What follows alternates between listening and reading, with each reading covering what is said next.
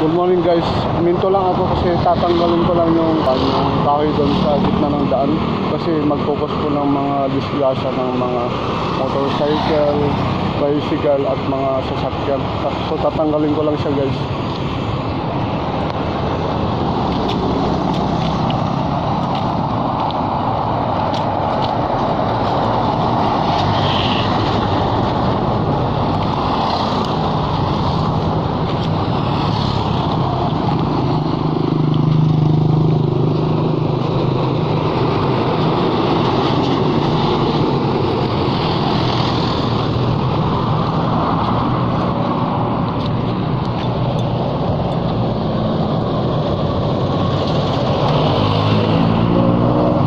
Kasi kung di ko tatanggalin to guys, mag-focus to ng mga disgrasya.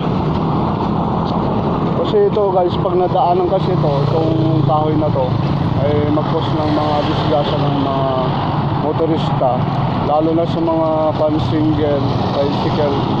Ito kasi pag nadaanan ito, pag nadaanan to, makakakuan ng disgrasya, kaya tatanggalin natin.